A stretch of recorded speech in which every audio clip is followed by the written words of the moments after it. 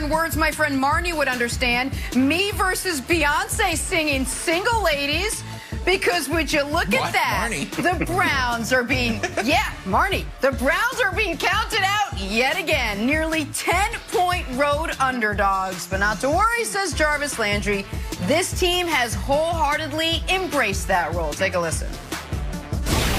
Maybe it's been, the thing around the Browns. I mean, nobody really wants to play for the Browns in a sense. You know what I'm saying? So I think when I got here, I mean, I always understood that we were going to always be the underdog. We was going to always be the team that everybody expected to, lose the game or whatever it was. So I think now that guys just don't pay attention to it. We know what we got. We know who we are.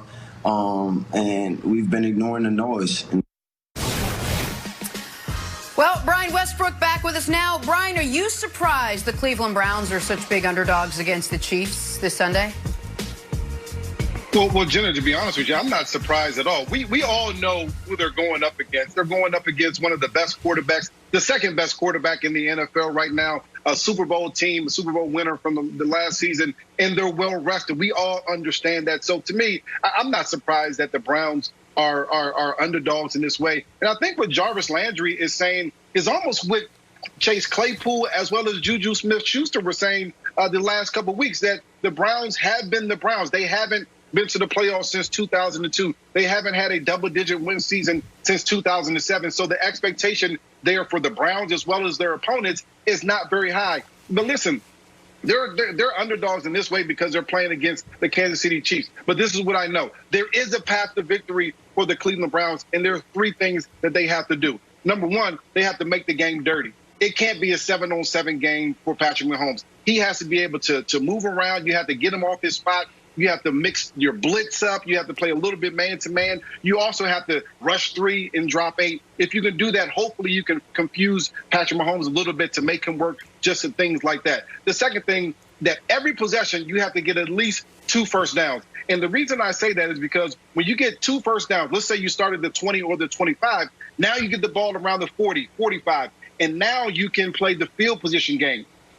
If you don't get any first downs, now you're playing from the inside the 20, and the Chiefs all have to go only 60 yards to score, right? You don't want to do that because they're too good offensively to do that. So if you get those 2 first downs, now you move the ball to around the 40 or so, and then you can kick the ball deep into the Chiefs' territory and force them to have to go 80, 85 yards every single possession. That gives you a little bit of an advantage on the defensive side.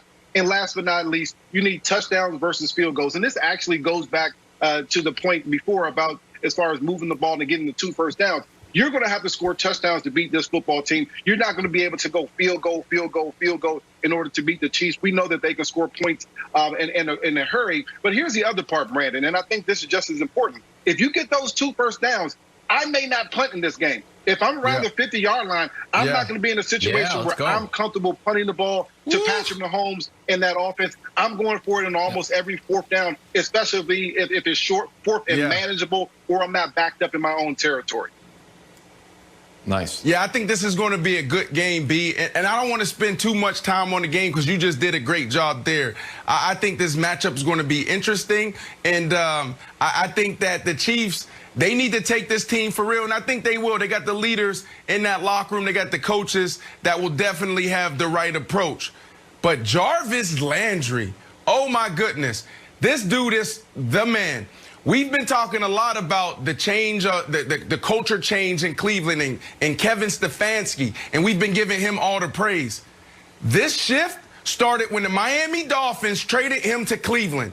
This is the guy who started this culture change. Go back to Hard Knocks. Look at his practice habits. Do you remember the moment in the wide receiver room where he called out all the guys and he said, if you're not willing to pay through pain, if you're not willing to give it your all, then get the out of here. Do y'all remember that moment? This is the guy that changed everything in Cleveland, started that. So we got to give this guy praise. We got to highlight what he's done for this organization, because you need that dude in that locker room and on that practice giving it every single day, no matter what happens, Wilds. Okay. I think Chiefs are ripe for the takedown. Here's why. Not only are they big favorites, not only are they talking trash unnecessarily, Nice. Not only is it Mahomes has been resting for 20 days, which for the record, if you're wherever job you have, hey, guess what? You're off till February. Are you going to come in, be ready to go? Hey, I'm ready to go. I'm a new orthodontist. Like, uh-oh. Now those braces are going to be a little bit off for all the orthodontists out there.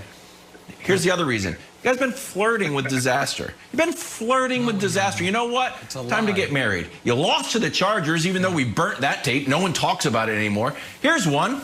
Oh, that's an interception. That's just an interception that A.J. Terrell dropped. That game would have been a loss. And here's the other one with the Saints. The old touchdown turned into a safety because it's like a little like a greased pig. Nobody can catch it. This could have been a touchdown, and this would have lost in the game. And I know, the game we would have played differently. Regardless, that's 5 points that the Saints didn't get. They ended up losing by less than 5 points. So Nick, I'm just saying, that game, like Brian said, it got a little ugly. One of these mistakes, just like the Steelers have mistakes, the Browns capitalize on it. Uh-oh, Chiefs in trouble. You might have to put your Browns jersey on, apologize to all your fans in Cleveland. Okay, I got a major announcement about the Browns in a moment, but first, hold on, don't take this off. What are y'all doing? Just wait a second here.